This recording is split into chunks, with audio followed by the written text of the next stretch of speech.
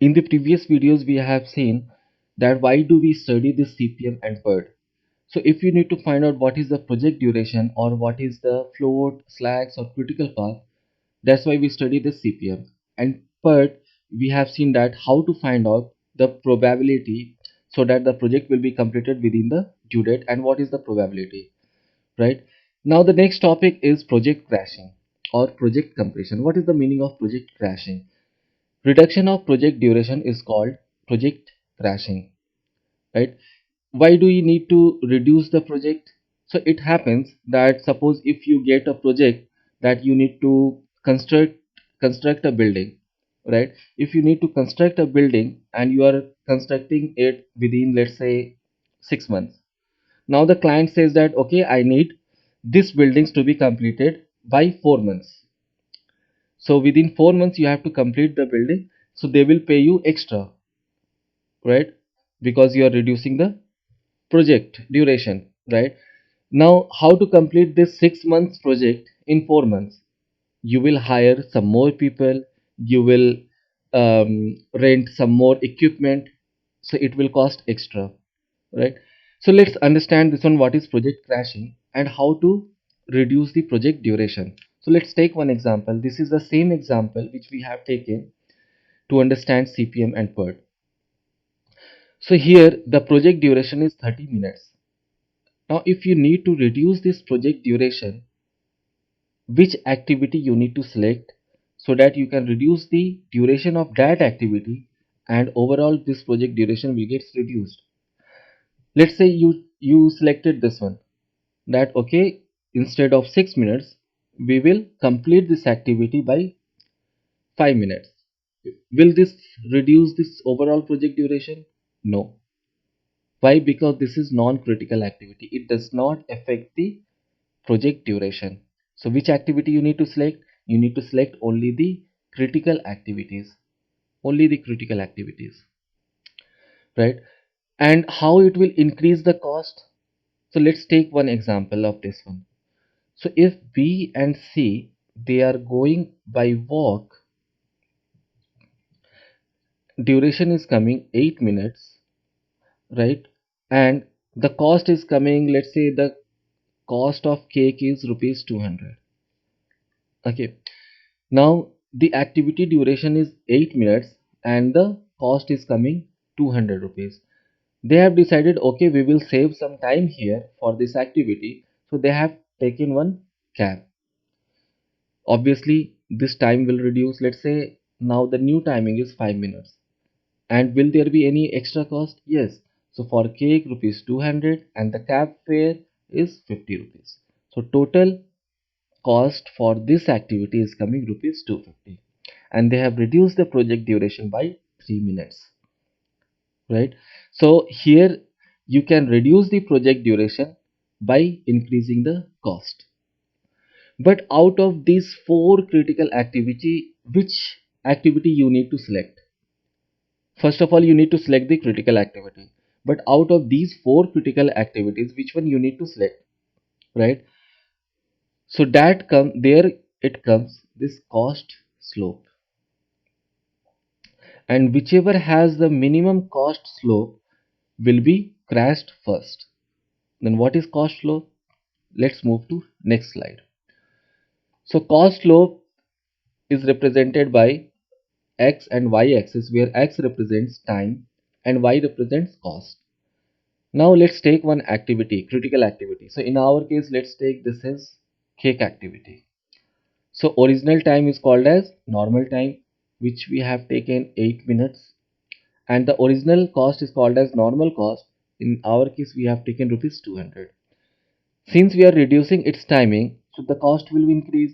So the new point will be here. The new timing is called as the crash time, which we have taken 5 minutes, and the new cost is called as crash cost, and this we have calculated rupees 250 because 50 rupees extra cost of cab fare. Okay.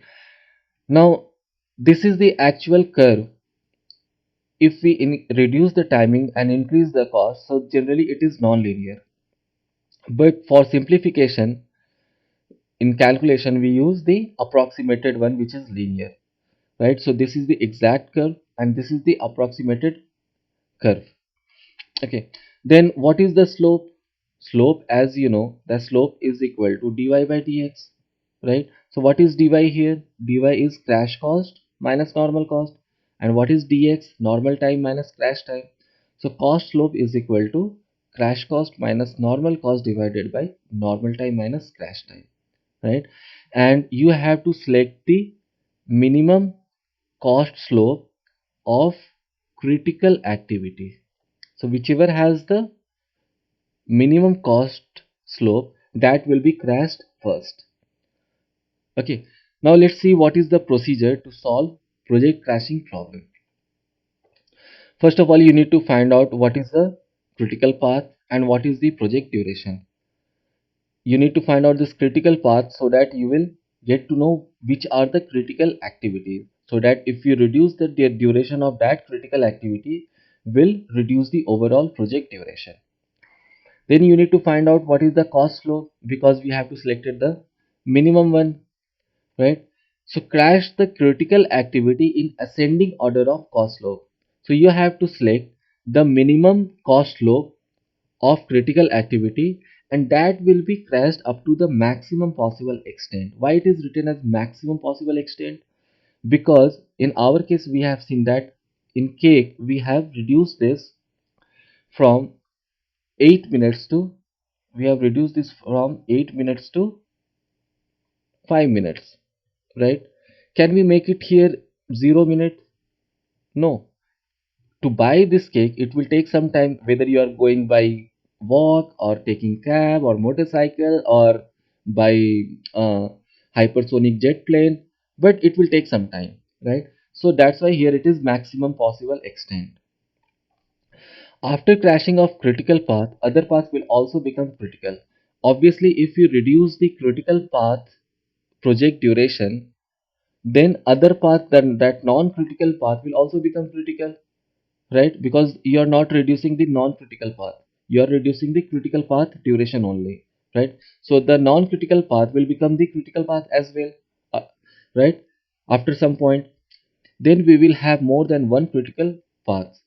If we need to crash further, then we need to crash the activities of all the critical paths simultaneously. So this we will see that after certain point we will see that other non-critical paths will also become critical, and if we need to reduce further, then we have to reduce the all the critical paths activities duration. So after the previous step, we will reach up at a point where when either further crashing is not possible or will not result in reduction of total cost of project. So we do this project crashing for two reasons. One, to reduce the project duration, and second is to reduce the total cost of project. Okay, that I will give you an example in the next slide. So that's why we use the project crashing. So here, after this point, we will find out that okay, now we cannot reduce the project duration, because you cannot make it to zero, right? There will be some project duration, either 1 minute, 1.5 minutes, 0.5 minutes, but there will be some project duration timing will be there. You cannot reduce it further, or will not result in reduction of total cost of project. So then we will say that okay, this is it, we have done the project crashing. Total cost of project will be found out by taking summation of normal cost, extra cost due to crashing, and overhead cost. So what is the meaning of this overhead cost? Okay, and we will find out what is the total cost. So this will be, I will explain in an example after few slides. But first find out, let's know what is this overhead cost. Okay, so as I told you that we do the crashing for two reasons: to reduce the project duration, and the second one is to reduce overall cost of project. Okay, so we have seen one example that if we need to reduce the project duration, then we have to pay some extra amount. But how this project crashing will reduce overall cost of project? Let's see. Suppose suppose for this industrial engineering lecture, for industrial engineering lecture, and let's say it's a classroom lecture. Suppose this is a classroom lecture. Okay, so for this lecture it's taking total time of 40 hours, right? And if I am teaching 8 hours a day, so total it's taking 5 days to complete this lecture. Now the company has to pay, who is giving this classroom lecture, that institution has to pay the rent for 5 days, right? And let's say one day rent is rupees 5,000 or 10,000, so for 5 days it is rupees 50,000. Okay, so this rent is the extra overhead cost, right? Now since I am teaching here, so my rate is fixed, it is fixed, but this is overhead cost. Okay, now the institution told me that okay, you do one thing, instead of teaching this 8 hours, let's do it 10 hours per day, right? So let's do it 10 hours per day so that this industrial engineering lecture will be completed by 10 days. Sorry, 4 days, right? Total number of hours is 40 hours. So it will be reduced by 1 day. How much in rent they have saved? Now the new rent will be 40,000 rupees, right? So overhead cost it has been reduced by 10 days. And now obviously since they are the employees working instead of 8 hours, now they are working for 10 hours, so there will be some extra cost. What is that extra cost? That is overtime of the employee, electricity, right? And some other cost, right? So this is the extra cost which is coming, and this is the overhead cost. So here overhead cost is reducing and extra cost is increasing. So the institution has to find out what is the best point to reduce the overall project duration, this 40 hours, so that this will be extra cost will be minimum and this will be also minimum. So they have to find out what is the best value, right? So the cost will be minimum. Okay, so for this reason we study this project crashing, and I guess you got it, what is this overhead cost, right? Okay, so we will see an example in the next video.